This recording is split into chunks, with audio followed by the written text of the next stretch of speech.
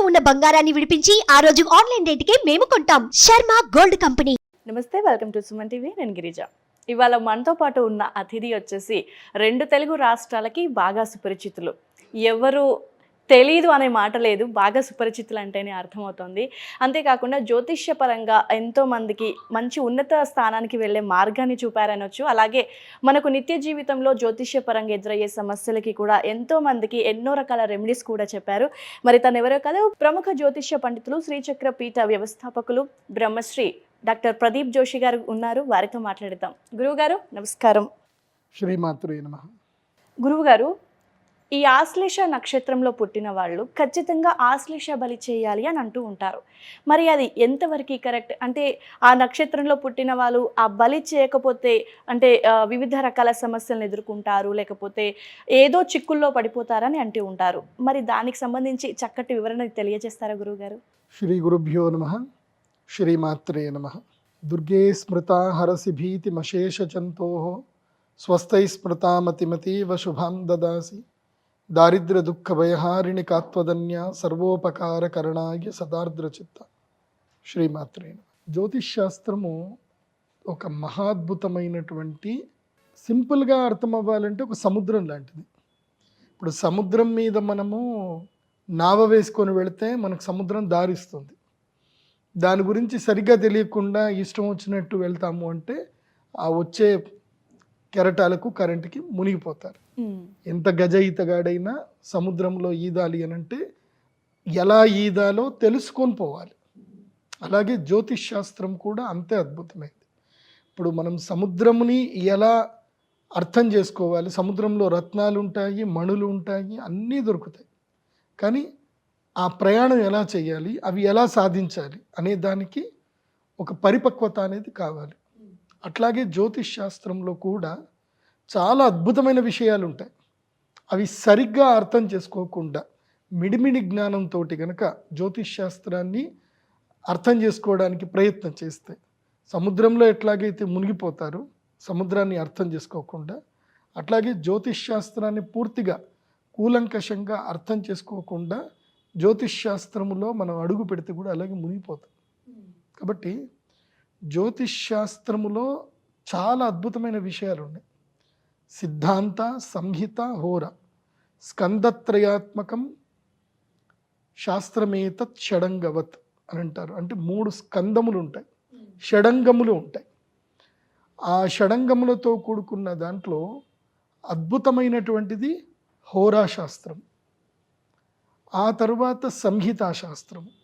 సిద్ధాంతము అంటే ఏంటంటే క్యాలిక్యులేషన్స్. ఈ పరిక్రమంలో మనకి హోరాశాస్త్రం ఏం చెప్తుందంటే ఒక్కొక్క వ్యక్తి ఒక్కొక్క నక్షత్రంలో పుడుతున్నారు. మొత్తం ఉండేటువంటి నక్షత్రాలు 27 నక్షత్రాలు. ఒక్కొక్క నక్షత్రానికి 4 పాదాలు. అంటే టోటల్గా 108 రకాలమైన జనాలు పుడుతున్నారు. అంటే వ్యక్తిత్వాలు ఎలా ఉంటాయంటే కేవలం 108 రకాల వ్యక్తిత్వాలే ఉంటాయి. ఈ ప్రపంచంలో ఎన్ని వ్యక్తిత్వాలు ఉంటాయి? 108 కేటగిరీసే ఉంటాయి.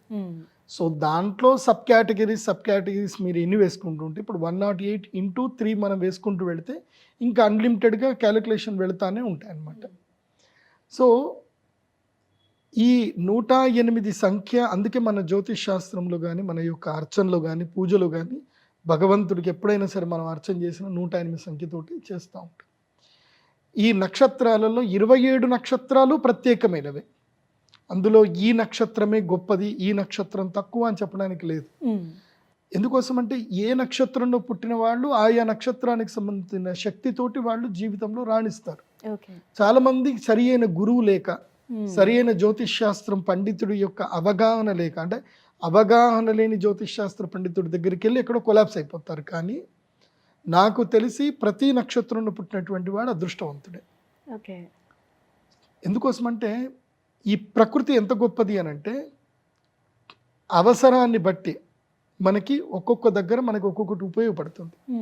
ఇప్పుడు మనము భాగ్యనగరంలో ఉన్నాం, సిటీలో ఉన్నాం. ఇప్పుడు మనకి ఇక్కడ బంగారంకి విలువ ఉందా లేదా? చాలా విలువ ఉంది. బంగారం అంటే అందరూ కొట్టుకొని చచ్చిపోతారు. బంగారానికి విలువ ఉంది. రోడ్డు మీద బంగారం పడింది అంటే ఎత్తుకెళ్ళిపోతారు. అదే భాగ్యనగరంలో రోడ్డు మీద ఒక ఇనుప గుణపం పడింది, తీసుకుంటారా? పెద్దగా పట్టించుకోరు. సలాకి ఎవరికి కావాలి, ఇనుము ఎవరికి కావాలి అంటారు. అదే మీరు ఒక అడవికి వెళ్ళారు, అడవిలో ఎవరూ లేరు, ఒక నిర్మానుష్య ప్రదేశం. అక్కడ నీకు బంగారము యొక్క కడ్డీ ఉంది, ఇనుము యొక్క కడ్డీ ఉంది. నీకు అక్కడ ఏది ఉపయోగపడుతుంది? ఇనుమే ఉపయోగపడుతుంది. నువ్వు చెట్లు కోయాలి అన్నా, నువ్వు నిప్పు రాజేసుకోవాలి అన్నా, జంతువుల నుంచి నిన్ను కాపాడుకోవాలన్నా, నువ్వు ఏం చేయాలన్నా నీకు అక్కడ ఇనుమే ఉపయోగపడుతుంది. నీకు బంగారం అక్కడ ఎందుకు పనికిరాదు. బంగారం అనేటువంటిది ఏంటంటే మనుషుల్లో మధ్యన క్రియేట్ చేసుకున్నటువంటి ఒక వ్యవహారికమైనటువంటి మాయ. దానివల్ల మనిషికి ఏ ఒక్క అనా పైసా లాభం లేదు.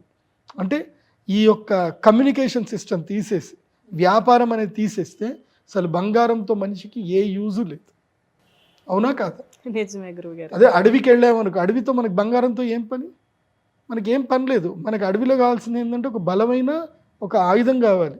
నువ్వు బంగారంతో ఆయుధం తయారు చేయలేవు నువ్వు. అది ఇట్లా అంటే వంగిపోతుంది అది. సో అట్లాగే నక్షత్రాలలో కూడా ఒక్కొక్క నక్షత్రం వైవిధ్యమైంది. ఆ నక్షత్రాల్లో ఒక వైవిధ్యమైన నక్షత్రము ఆశ్లేష నక్షత్రం. ఈ ఆశ్లేష నక్షత్ర జాతకులు ఎవరు ఈ నక్షత్రంలో పుడతారు అంటే ఇది కర్మ విపాక సంహిత నుంచి మనకు చెప్తారు. అంటే ఒక్కొక్క నక్షత్రంలో ఒక్కొక్కళ్ళు ఎందుకు పుడతారు అనేది కూడా మనకి తెలుస్తుంది. దాన్ని బట్టే వాళ్ళ యొక్క గుణగణాలు, లక్షణాలు, వాళ్ళకి ఎలాంటి సమస్యలు వస్తాయి, వాళ్ళ జీవితంలో వాళ్ళ కర్మ ఎలా వెళ్తుంది, ఇవన్నీ విషయాలు మనకి కర్మ విపాకం చెప్తుంది. ప్రశ్న మార్గం అనేటువంటి ఒక గ్రంథం ఉంటుంది. మీరు ఎందుకోసం అంటే ప్రదీప్ జోషి ఏది చెప్పినా విత్ రిఫరెన్స్ చెప్తాడు, గుర్తుపెట్టుకోండి. ఏదో నోటికి వచ్చింది చెప్పడం ఉండదు. నేను చెప్పే ప్రతి టాపిక్ మీరు రీసెర్చ్గా మీరు రాసుకోవచ్చు. ప్రతి జ్యోతిష్ శాస్త్ర భవిష్యత్తు తరాలకి, ఎందుకోసం అంటే ప్రదీప్ జోషి ఉంటాడో లేడో కానీ సుమన్ టీవీ ఎప్పటికి ఉంటుంది, ఈ ఛానల్ ఎప్పటికీ ఉంటుంది, ఈ వీడియో ఎప్పటికీ ఉంటుంది. కాబట్టి ఇది భవిష్యత్ తరాలకు, జ్యోతిష్యం నేర్చుకునేటువంటి వాళ్ళకి కానివ్వండి, జ్యోతిష్యం మీద రీసెర్చ్ చేసే వాళ్ళకి కానివ్వండి, నేను చెప్పేటువంటిది ఒక టాపిక్గా మిగిలిపోవాలి, ఒక సినాప్సిస్గా మిగిలిపోవాలని నేను చెప్తాను. జాగ్రత్తగా ఇది వినండి. ప్రశ్న మార్గం అనేటువంటి గ్రంథములో మంగళాచరణ శ్లోకములో జ్యోతిష్ శాస్త్రం యొక్క ఇంట్రడక్షన్ చెప్తారు. ఏమని అంటే, పూర్వజన్మ కృతం కర్మ శుభం వా యది వా శుభం తస్య కర్మణ పంక్తిం గ్రహా సూచయంతీహ జన్మని.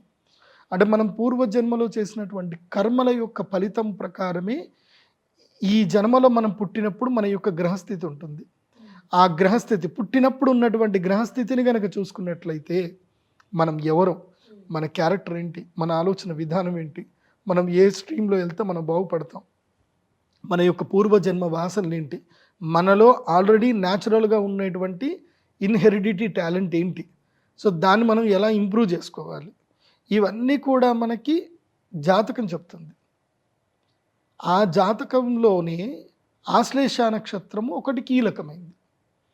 ఆశ్లేష నక్షత్ర జాతకులు, దీన్ని ఆశ్లేష అంటారు, ఆశ్లేష అని కూడా అంటారు, వాస్తవంగా ఆశ్లేష. సో ఆశ్లేష నక్షత్ర జాతకులు ఏమిటంటే గనక వీళ్ళు మహాద్భుతమైనటువంటి జ్ఞాపక శక్తితో పుట్టినటువంటి వాళ్ళు, మెమొరీ పవర్. అన్ని నక్షత్రాల్లో ఎక్కువ మెమొరీ పవర్ ఎవరికి ఉంటుంది అంటే ఆశ్లేష నక్షత్రం వాళ్ళకు ఉంటుంది. సో ఈ మెమొరీ అనేటువంటిది ఏంది అని అంటే అగ్ని లాంటిది, నిప్పు ఉంది. ఇప్పుడు నిప్పు రవ్వని ఒక, మీకు తెలుసు కదా నిప్పు రవ్వ అంటే మా తెలంగాణలో ఏమంటారంటే నిప్పు కణిక సంథింగ్ అంటారు. ఈ బొగ్గు ఉంటుంది ఎర్రటిది, దాన్ని మీరు జేబులో పెట్టుకొని తిరుగుతారా? తిరగలేరు. అది మీకు ఎక్కడ అవసరమో అక్కడనే వాడాలి, ఎంత అవసరమో అంతే వాడాలి. ప్రతి టైంలో జేబులో పెట్టుకొని పర్సులో పెట్టుకొని మనం వెళ్ళాం కదా, నిప్పు కణికని పెడితే ఏమవుతుంది? కాలిపోతుంది, మనల్ని కూడా కాలుస్తాం. ఆశ్లేష నక్షత్రం వాళ్ళకి బెనిఫిట్, లాభము అదే, నష్టము అదే. రెండు విధాలుగా ఈ మెమొరీ అనేటువంటిది వీళ్ళకి బెనిఫిట్ చేస్తుంది, లాసు చేస్తుంది. సో దీన్ని విచక్షణ నేర్చుకోవాలి మొదలు ఆశ్లేషం. ఇప్పుడు చాలామంది మీరు అన్నట్టుగా ఆశ్లేష బలి అంటారు. ప్రదీప్ జోషి చెప్పేది ఏంటంటే ఆశ్లేష బలి చేసుకోండి, కాకపోతే మీ నక్షత్రం యొక్క లక్షణం తెలుసుకొని మీరు ఎలా మారాలో మొదలు తెలుసుకోండి. మీ విధానాన్ని, మీ నక్షత్రం యొక్క గుణాన్ని, మీ యొక్క ప్రకృతిని, అంటే న్యాచురాలిటీ ఏంటి, ఇప్పుడు మల్లెపూ వాసన మల్లెపువ్వే, గులాబీ పువ్వు వాసన గులాబీ పువ్వే. దేని సో దానికే ఉంటుంది. మల్లెపూని గులాబీ పువ్వుగా మనం మార్చొద్దు, అది అప్రాకృతికం. ప్రకృతి ఏమిటంటే ఆశ్లేష నక్షత్ర జాతకులకు జ్ఞాపక శక్తి ఎక్కువ ఉంటుంది. ఏదైతే ఎక్కువగా జ్ఞాపకం ఉంటుందో అది మనకి బెనిఫిట్ ఇస్తుంది, లాస్ ఇస్తుంది. అనవసరమైనవి గుర్తుపెట్టుకున్నాం అనుకోండి, లాసే కదా. ఎందుకోసం అంటే మెమొరీ ఇంత క్యారీ చేసుకుంటూ వెళ్తావు, దాంతో ఏమవుతుంది, ఇప్పుడు ఆశ్లేష వాళ్ళ నక్షత్రం కిందంటే చిన్నప్పుడు జరిగిన సంఘటనలు కూడా గుర్తుపెట్టుకుంటారు. ఇప్పుడు చిన్నప్పుడు ఏదో బై మిస్టేక్ కొన్ని సంఘటనలు జరుగుతాయి, నీ ప్రమేయం లేకుండానే ఎవరి తప్పు వలన జరుగుతుంది. నువ్వు అది జరిగినందుకు దాని గురించే రిగ్రెట్ ఫీల్ అవుతూ నువ్వు 30 ఏళ్ళు వచ్చినా 8 ఏళ్ళకి జరిగింది గుర్తుపెట్టుకున్నావు అనుకో, యూజ్లెస్. గతం గతః, గతాన్ని ఎప్పుడు మర్చిపోవాలి, భవిష్యత్తును మనం తీర్చిదిద్దుకోవాలి. ఇది మనిషి యొక్క సహజ లక్షణం. కానీ ఆ సహజ లక్షణాన్ని ఆశ్లేష నక్షత్రం వాళ్ళు వదిలేసుకుంటారు. ఆశ్లేష నక్షత్ర జాతకులు తప్పకుండా మంచి జ్ఞానం ఉన్నటువంటి జ్యోతిష్ శాస్త్ర పండితుల్ని కలవాలి, ఒక అరగంట కూర్చోవాలి, కౌన్సిలింగ్ తీసుకోవాలి. నేను ఎలా ఉండాలి, ఎలా ఉండకూడదు, నేను ఎక్కడ సీరియస్ తీసుకోవాలి, ఎక్కడ సీరియస్ తీసుకోకూడదు. సో ఇవన్నీ కౌన్సిలింగ్ తీసుకోవాలి. ఓకే. దాని తర్వాత కావాల్సింది ఏంటంటే ఆశ్లేష బలి. ఈ ఆశ్లేష బలి ఎందుకోసము అని అంటే, ఈ ఆశ్లేష నక్షత్రంలో పుట్టుకకి కారణం ఏంటి, పూర్వజన్మ కారణం ఏంటంటే, ఎవరైతే సర్పములను చంపుతారు, పాములను చంపుతారు, ఎవరైతే నిత్య గర్భస్రావాలు అనవసరంగా చేసుకుంటారు, అంటే అత్యాశకు పోయి గర్భస్రావాలు చేసుకోవడం. సో ఇక అది నేను అంత కేటగిరీస్ చెప్పలేను, బాగుండదు. ఎందుకోసం అంటే కామం కొద్దికి జాయిన్ అవ్వడము, ఆ తర్వాత కోరికల కోసం అని చెప్పేసి అనుకోవడము, తర్వాత భగవంతుడు సంతానం ఇస్తే అది వద్దు అనుకొని వదులుకోవడం, అది కూడా దోషమే, సర్పదోషం. సో ఇలా అతి కామముతో చేసిన తప్పులకు ఏవైతే ఉంటుందో, ముఖ్యంగా గర్భవిచ్ఛిన్నం చేయడం, లేదా వేరే వాళ్ళ మీద ఈర్షతోటో కోపంతోటో వాళ్ళకి గర్భస్రావం అయ్యేటట్టుగా మందులు పెట్టడం, ఓకే, అంటే దుర్మార్గపు పనులు చేయడం. తర్వాత శిశుహత్య, చిన్న పిల్లల్ని చంపడం, స్త్రీ హత్య, స్త్రీలను చంపడం లేదా చంపడానికి గల కారణం అవ్వడము. అదేవిధంగా ముఖ్యంగా సర్పజాతి, అది కాకుండా ఈ అప్పుడే పిల్ల బయటకు వస్తున్నప్పుడు ఆ కోడి గుడ్లని, ముఖ్యంగా అది కోడి గుడ్లని చెప్తారు, కాకపోతే నేను చెప్పేది ఏంటంటే ఏదైనా హింసనే. సో గుడ్లు పగలగొట్టడము, ఇలాంటివి ఏవైనా చేయడము. గుడ్డు పగలగొట్టడం కూడా దోషంగానే అంటారా గురుగారు? కాలం మారుతుంది, కాలం మారుతున్న కొద్దికి కొన్ని మనము చెప్పినా తప్పు అవుతాయి, చేసేటోళ్ళు చేస్తారు, గుడ్డును వెజ్ అనేటోళ్ళు కూడా ఉన్నారు, దానికి నేనేం చెప్పాలి. సో అది అది ఒక కైండ్ ఆఫ్ వెళ్తా ఉంది, కాకపోతే శాస్త్రం ఏం చెప్తుందో అది చెప్తున్నాను నేను, అంతే. సో ఇది అనే కాదు, ఒకటి తల్లికి దుఃఖం కలగకూడదు. ఇప్పుడు నువ్వు గుడ్డు పగలగొట్టావు, అది తల్లికి తెలియదు. ఇప్పుడు అన్ని బాయిలర్ కోడ్లు తయారయ్యాయి, అవి గుడ్లు పెడతా ఉన్నాయి, వాటికి గుడ్డు వచ్చింది కూడా సంగతి కూడా తెలియదు, వాటికి ఆ లవ్ ఎఫెక్షన్ దాని మీద ఉండనే ఉండదు. సో నాకు తెలిసి దానికి పెద్దగా రీజన్ అయితే ఉండదు, బట్ అక్కడ ఆక్రోశం అనేది ఉండాలి. ఇప్పుడు ఒక పక్షి తన ప్రేమగా గుడ్లు పొదిగింది, ఆ పక్షి కంటెదురుగాని గుడ్లు నువ్వు తీస్తున్నావు, ఆ పక్షి ఆక్రోశిస్తుంది ఏం చేయలేక, అది దోషం. ఆక్రోషణ ఉండకూడదు, నువ్వు చేసే పనిలో ఆక్రోషణ ఉండకూడదు. ఇప్పుడు ఒక కుక్క పిల్లని పెట్టింది, ఆ పిల్లని పెట్టగానే ఆ మాధుర్యం, తల్లి యొక్క మాధుర్యాన్ని, పాలని తీసుకోక ముందే తల్లిని బిడ్డను వేరు చేస్తావు, ఆ తల్లి క్రోధిస్తుంది. తల్లి బిడ్డని వేరు చేయడము, అది ఆక్రోషం అనేది ఉండకూడదు. సింపుల్. పాపం అంటే ఏమిటంటే ఇతరులకి మన వల్ల పెయిన్ జరగడమే పాపం. సో అవన్నీ మనకి బ్రహ్మాండ పురాణం గనక చూస్తే, అగ్ని పురాణం గనక చూస్తే రాముడు చెప్తాడు, అగ్ని పురాణంలో ఎన్ని రకాల పాపాలు ఉంటాయని చెప్తాడు రాముడు. అది మీరు చూస్తే మీకు అర్థమవుతుంది, భయంకరమైన పాపాలు మనిషి చేస్తాడు. సో ప్రతిదానికి కర్మ అనుభవించాల్సిందే, మనకు తెలుసో తెలియకో మనం కర్మలు చేస్తాము, కర్మ ఫలాలు అనుభవిస్తూనే ఉంటాం, అవి జరుగుతూనే ఉంటాయి. సో ఈ ఆశ్లేష నక్షత్రం వాళ్ళకి ఈ కేటగిరీలో ఎవరైతే పూర్వజన్మలో తెలుసో తెలియకో, అత్యాశ కొద్దికో, వేరే వాళ్ళు ప్రేరేపించో, డబ్బు గురించో, దేని గురించో, ఉద్యోగ ధర్మంలోనో ఈ తప్పులు కనుక చేస్తే వాళ్ళు ఆశ్లేష నక్షత్రంలో పుడతారు. అయితే వీళ్ళకి దేవుడు ఒక శక్తిని ఇస్తాడు, ఈ యొక్క కర్మ ఫలితాన్ని ఓవర్కమ్ చేయడానికి కూడా శక్తి ఇస్తాడు, జ్ఞాపక శక్తి ఇస్తాడు. ఆర్గ్యుమెంట్ కెపాసిటీ ఇస్తాడు. నువ్వు ఎవరితోటిన ఆర్గ్యుమెంట్ చేసి నువ్వు గెలవగలుగుతావు. కెపాసిటీ ఇస్తాడు, మంచి విద్యా జ్ఞానం ఇస్తాడు, కౌశల్యత ఇస్తాడు. దానితో పాటు దుఃఖం ఇస్తాడు. ఏ దుఃఖం అంటే సంతానం లేకపోవడం, లేదా వైవాహిక జీవితం బాగా లేకపోవడం, లేదా స్కిన్ ఎలర్జీస్, ఇలా ఇబ్బంది పెడతాడు. తర్వాత విద్య ఉంటుంది, మంచి ఉద్యోగం చేస్తారు, చాలా ఆర్గ్యుమెంట్ చేస్తారు, అన్నీ చేస్తారు, కానీ డబ్బు రాదు. సో ఆ వచ్చిన డబ్బు కూడా నిలబడదు, వెళ్ళిపోతూ ఉంటుంది ఎక్కడికో. ఈ రోగాలు మనిషికుంటే ఎటుపోతాయి, అటే పోతాయి కదా. సో దుఃఖం వైపు డబ్బులు ఎక్కువ, దుఃఖాన్ని ఖర్చు అయిపోతూ ఉంటాయి. అది ఆశ్లేష నక్షత్రం యొక్క వైశిష్ట్యత. ఓకే గురుగారు, అయితే మరి ఈ బలి అనేది, ఆశ్లేష బలి అనేది ఏ విధంగా చేయాలంటారు గురుగారు? అందుకే ప్రతి ఒక్క మనిషి ఆశ్లేష బలి చేసుకోవాలి, కానీ ఇది ఎమోషనల్ బ్లాక్మెయిల్ కాదు. ఒకటి గుర్తుపెట్టండి. చాలామంది ఏంటంటే కొంతమంది అనుకుంటారు ఇదేదో చెప్తున్నాడు రా, ఆఖరికి మేము ఆశ్లేష బలి చేయించుకోవాలి, దానికే ఈయన టార్గెట్ ఉన్నట్టుంది అనుకుంటారు. It's not emotional blackmail. ఇది యూనివర్సల్ రూల్. ఇది ఒక మనిషి ఒక నక్షత్రంలో పుడితే ఒక విధమైనటువంటి పరిహార శాంతి చేసుకుంటే అతను మానవ జీవితంలో మనుగడను సాధించగలుగుతాడు. ఇది ఒక గ్రంథంలో చెప్తారు. అది బృహత్ పరాశర హోరాశాస్త్రంలోను, ప్రశ్న మార్గం అనే గ్రంథంలోనూ చెప్తారు. తర్వాత పూర్వ మీమాంస అనేటువంటి ఒక గ్రంథం ఉంటుంది, ఆ గ్రంథంలోనూ ఈ విషయాలు చెప్తారు. అందుకే ఆశ్లేష నక్షత్రం, ఇప్పుడు నేను మీకు చెప్పాను కదా, మీరు హడావిడి పడొద్దు, భయపడొద్దు. మీరు ధర్మబద్ధంగా ఉండి మీరు సర్పదోషానికి శాంతి నివారణ చేసుకుంటే ఆశ్లేష బలి మీకు మేలు చేస్తుంది. సో ఈ ఆశ్లేష బలి ఎప్పుడైనా చేసుకోవచ్చు, ప్రధానంగా ఆశ్లేష నక్షత్రంలోనే చేసుకుంటే మంచిది. ఆశ్లేష నక్షత్రంలో ఇది చేసుకోవాలి. దీని పూజా విధానం ఎలా ఉంటుందనంటే, ఆశ్లేష నక్షత్ర జాతకులు తమ నక్షత్రంలో పుట్టిన జాతకం ఒకటి వాళ్ళ దగ్గర పెట్టుకోవాలి. తర్వాత మండపం అనేది ఒకటి ఉంటుంది. ఇది వీళ్ళు ఎన్ని జన్మల నుంచి ఎన్ని కర్మలు చేశారో అవన్నీ కూడా పోగొట్టుకోవడానికి సంబంధించిన ఒక మండలం ఉంటుంది. ఆ మండలములో అన్నము పసుపు కలిపినటువంటి పిండాలన్నీ కూడా పెట్టవలసి ఉంటుంది. సర్పమండలం వేసుకోవాలి, పిండాలు పెట్టాలి, ఒక యజ్ఞకుండం ఉంటుంది, ఆ యజ్ఞకుండంలో యాగం చేయాలి. మళ్ళీ ద్వాదశ సర్ప పూజ ఉంటుంది. ఆ ద్వాదశ సర్ప పూజ తర్వాత సర్పమండల పూజ, బలి నివేదన చేయడము, ఆ తర్వాత యజ్ఞము చేయడము. దాని తర్వాత చాలా ఇంపార్టెంట్ ఏంటంటే అరిష్ట నివారణ యంత్రాన్ని స్వీకరించాలి. సో ఈ అనిష్టాలు ఏవైతే ఉన్నాయో, ఈ కాలసర్పదోషం ఏదైతే ఉందో, ఇది మొత్తం దూరం అవ్వడానికి సంబంధించిన యంత్రం స్వీకరించాలి. అప్పటి వరకు చేసినంత మంత్రం, పంతులు గారు ఎవరైతే విధి విధానం చేసినటువంటి తాంత్రికుడు ఎవరైతే ఉంటాడో ఆయన మంత్ర ఉచ్చారణ చేస్తాడు.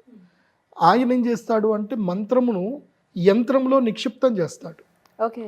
ఆ చేసే పూజ అంతా కూడా తంత్ర విధానం, బళ్ళు పెట్టడము, యజ్ఞం హవిస్సు వేయడము, ముద్రలు వేయడము, సర్పముద్ర చేయడము, ఇవన్నీ కూడా ఏంటంటే తంత్రం. సో మంత్రము తంత్రము ఇవి రెండిటి యొక్క శక్తి నిక్షిప్తం చేయడము యంత్రం. ఆ యంత్రమును ప్రసాదంగా స్వీకరించాలి ఆశ్లేష బలి తర్వాత. యంత్ర ప్రసాదం లేకుండా ఆశ్లేష బలి చేస్తే ఆ పూజ యొక్క ప్రభావం కేవలం మీకు ఒక పక్షం మాత్రమే ఉంటుంది. పక్షం అంటే ఏంటి? ఒక 15 రోజులు మాత్రమే ఉంటుంది. ఆ తర్వాత మళ్ళీ దాని యొక్క ప్రభావం వెళ్ళిపోతుంది. మళ్ళీ ఆశ్లేష బలి చేస్తా కూర్చుంటామంటే చేయలేదు. ఆ శక్తిని మనము యంత్రంలో నిక్షిప్తం చేసుకొని ఆ యంత్రము మనము మన ఇంట్లో పెట్టుకొని ప్రతి పౌర్ణమి చంద్రుడి వెన్నెల పడుతున్నప్పుడు ఆ యంత్రమును చంద్రుడి వెన్నెల్లో చూపిస్తూ ఒక 15 నిమిషాలు ధ్యానం చేసుకోవాలి. అలా ధ్యానం చేసుకుంటూ ఆ యంత్రమును చక్కగా ఫ్రేమ్ చేసుకొని నిత్య దీపారాధన, ప్రతిరోజు ఆ యంత్రంలోకి దండం పెట్టుకోవడము, ఇలా చేసుకోవడం వల్ల ఏంటంటే ఆ యంత్రము ఎవరి ఇంట్లో ఉందో వాళ్ళకు ఒక ఐడెంటిటీ అనమాట. ఏమిటి? అథర్వణ వేదంలో సూచించిన విధంగా వీళ్ళు ఆశ్లేష బలికి పరిహారం చేశారు కాబట్టి సర్పదోషములు కానీ ఆశ్లేష నక్షత్రానికి సంబంధించిన దోషములు ఏవి కూడా ఇతనికి రాకూడదు, ఏవి కూడా ఇతను రావద్దు. ఎందుకోసమంటే ఇతని దగ్గర యంత్రం ఉంది. ఆ యంత్రం ఏంటంటే ఒక ఐడెంటిటీ అనమాట. నువ్వు ఆశ్లేష నక్షత్ర బలి పూజ చేసేసావు అని నీకు ఒక ఐడెంటిఫికేషన్. సో అది ఉంది అంటే ఇంక నీకు అది రక్షణ. కాబట్టి మంత్రము, యంత్రము, తంత్ర విధానముతో చేసుకునే ఆశ్లేష బలి పూజ మాత్రమే పరిపూర్ణమైనటువంటి సిద్ధిని కలిగిస్తుంది. కాబట్టి అది కూడా చేసేటువంటి పూజ కూడా అమ్మవారి దేవస్థానంలో కానీ, శివుడి దేవస్థానంలో కానీ, శివ సాన్నిధ్యంలో కానీ ఎక్కడైనా చేసుకోవాలి. అది కాకుండా ఆశ్లేష బలి పూజ తర్వాత ప్రసాదంగా తప్పకుండా గరుడ పచ్చ తీసుకోవాలి. గరుడ పచ్చ స్టోన్ తీసుకోవాలి. ఎందుకోసమంటే ఇక గరుత్మంతుడి యొక్క అనుగ్రహం మీ మీద కలిగిస్తున్నట్టు. గరుత్మంతుడు సర్పములు అన్నదమ్ములే, కానీ వాళ్ళిద్దరికి వైరం ఉంటుంది. ఓకే. కాబట్టి గరుత్మంతుడు రక్షణకి రావాలి, ఇంకా శరీరం మీదకి రక్షణకు రావాలి. వస్తే ఈ యొక్క సర్ప నక్షత్రమైనటువంటి ఆశ్లేష నక్షత్ర దోషాలు ఇతనికి అంటవు ఇంకా. సో గరుత్మంతుడు రక్షణకు రావాలి. సో అందుకే గరుడ పచ్చను ధరించాలి, లేదంటే కనీసం పచ్చల మాల, క్వాడ్స్ మాల అయినా సరే ధరించాలి. అందుకోసం అంటే పచ్చలు కొంచెం కాస్ట్ ఎక్కువ ఉంటాయి, 40-50 వేలకు పైనే ఉంటాయి కాస్ట్. సో అవి ఒకవేళ కొనుక్కోలేకపోయినా కనీసం గ్రీన్ కలర్ క్వాడ్స్ మాల అయినా సరే ధరించాలి. నిత్యము గరుడ ద్వాదశ స్తోత్రమును చదవాలి. ఇది ఆశ్లేష బలి పూజా విధానము, ఆశ్లేష బలి యొక్క నక్షత్ర వైశిష్ట్యము, పరిహారం. అంటే గురుగారు ఒక్కసారి చేయించుకుంటే సరిపోతుందా ఇది? ఒకసారి చేసుకుంటే సరిపోతుంది. ఒక 5 years తర్వాత మళ్ళీ ఆ యంత్ర శుద్ధి చేసుకుని మళ్ళీ ఒకసారి కూడా చేసుకోవచ్చు. మీరు ఆర్థికంగా బలంగా ఉంటే ఎవ్రీ 5 yearsకి ఒకసారి చేసుకుంటే మంచిది. ఓకే. అయితే గురుగారు ఈ ఆశ్లేష బలి అనేది మగవాళ్ళకు ఒక రకంగా, ఆడవాళ్ళకు ఒక రకంగా ఏమైనా ఉంటుందా? అందరికీ ఒకటే రకంగా ఉంటుందా? లేదు, అందరికీ ఒకే రకంగా ఉంటుంది. ఈ ఆశ్లేష బలి మా శ్రీచక్ర పీఠంలో మేము ప్రత్యేకంగా చేయిస్తాం. ఓకే. కాబట్టి ఎక్కడ పడితే అక్కడ మీరు చేయించుకోకండి. మీరు ఎక్కడికి వెళ్ళినా ఇప్పుడు నేను చెప్పిన విధానంగా వాళ్ళు కంప్లీట్గా ఆశ్లేష నక్షత్రం గురించి చెప్పగలగాలి. అండ్ ఆ యంత్రం ఉండాలి. యంత్రం లేకుండా మీరు చేసుకుంటే వేస్ట్. అరటి పండ్లు చేతిలో పెడతారు, వేస్ట్. గురుగారు ఈ ఆశ్లేష బలి అనేది ఎప్పుడు చేయాలంటారు గురువుగారు? ఈ ఆశ్లేష నక్షత్రంలో ఉన్నప్పుడే చేసుకోవాలి. నక్షత్రంలో చేస్తే మంచి పరిహారం దొరుకుతుంది. అంటే 100% సొల్యూషన్ ఉంటుంది. ఇది ఆశ్లేష నక్షత్రము ఉదయ వ్యాప్తంలో ఉన్నప్పుడు, అంటే ఉదయం 6 గంటల నుంచి 2 గంటల లోపల ఎప్పుడైనా ఆశ్లేష నక్షత్రం ఉండాలి. ఆ టైంలోనే చేసుకుంటే, ఉదయ వ్యాప్తం ఉన్నప్పుడు ఆశ్లేష బలి చేయించుకుంటే మంచిది. అంటే గురుగారు మనకు నక్షత్రాలు కంటిన్యూగా వస్తూ ఉంటాయి కదా, సో అప్పుడు అంటే ప్రత్యేకించి ఈ రోజు అనేది ఏమైనా ఉంటుందా? ఆశ్లేష నక్షత్రం అంటే మనకు కొన్ని పర్వదినాలు అంటూ ఉంటారు కదా, సో అలాంటప్పుడు ఏమైనా చేయొచ్చు అంటారా మరి? షష్ఠి తిథి ఆశ్లేష నక్షత్రం కలిసి వస్తే బాగుంటుంది. షష్ఠి ఆశ్లేష రెండు కలిసి రావాలి, అది కలిసి వస్తే బాగుంటుంది. మీరు క్యాలెండర్లో చూసుకోవాలి. ఆశ్లేష నక్షత్రము షష్ఠి కాంబినేషన్లో ఎప్పుడన్నా వస్తే అది చాలా మంచిది. ఎందుకోసం అంటే షష్ఠి తిథి సుబ్రహ్మణ్య స్వామికి చాలా ఇష్టమైన తిథి. అదే రోజు ఆశ్లేష నక్షత్రం వస్తే సుబ్రహ్మణ్య షష్ఠి రోజు ఆశ్లేష బలి పూజలు చేసుకుంటే మంచిది. గురుగారు మరి ఈ ఆశ్లేష బలి అనేది ఎక్కడ చేస్తారు గురుగారు? ఇది మా అమ్మవారి యొక్క పీఠములో, శ్రీచక్ర పీఠములో ప్రత్యేకంగా అర్చకులు ఉంటారు, దీనికి సంబంధించిన తాంత్రికులు ఉంటారు, పూజా విధానం ఉంటుంది. అక్కడనే మా అమ్మవారి దేవస్థానంలోనే చేస్తాం. ఈ పూజ ఎవరైతే చేయాలనుకుంటున్నారో వాళ్ళు ఏమీ తీసుకురావాల్సిన అవసరం లేదు. 2 జతల బట్టలు తెచ్చుకుంటే చాలు. కార్యక్రమం మొత్తం మేమే అన్ని అరేంజ్ చేస్తాము. కూర్చొని మీరు పువ్వులు పండ్లు అవి తెచ్చుకుంటే చాలు. చక్కగా పూజ అది అంతా చేసుకున్న తర్వాత ఔభృత స్నానం ఉంటుంది. బలి అయిన తర్వాత ఔభృత స్నానం ఉంటుంది. అది అయిపోయిన తర్వాత యంత్ర ప్రసాదము ఉంటుంది, అది తీసుకొని వెళితే సరిపోతుంది. అంటే ఎంత సమయం పడుతుంది గురుగారు ఈ ఆశ్లేష బలి పూజ? దాదాపు 3 గంటల సమయం పడుతుంది, 3-4 గంటల సమయం పడుతుంది. బికాస్ అంటే చాలా పెద్ద పూజ ఇది. 3-4 గంటలు టైం అవుతుంది. ఈ ఆశ్లేష నక్షత్ర బలి అవ్వగానే రత్నము, యంత్రము ఇవి 2 మేము ప్రసాదంగా ఇస్తాం. సో చూసారు కదండి, ఆశ్లేష నక్షత్రంలో పుట్టిన వాళ్ళు ఏదో తెలిసి తెలియని వారితో వెళ్ళి చేయించేసుకుంటే గురుగారు అన్నట్టుగా ఏదో అరటిపండు చేతిలో పెట్టి పంపించినట్లుగా ఉంటుంది. ఎందుకంటే దోషం అనేది తొలగిపోదు. సో దీనికి సంబంధించి ఎవరైనా ఈ ఆశ్లేష బలి చేయించాలనుకున్నా, లేదు ఇంకా ఇతర వేరే విషయాలు ఏమైనా తెలుసుకోవాలి, ఫర్ మోర్ డీటెయిల్స్ అనుకున్న వాళ్ళు pradeepjoshi.com వెబ్సైట్ని విజిట్ చేసి కన్సల్ట్ అవ్వచ్చు.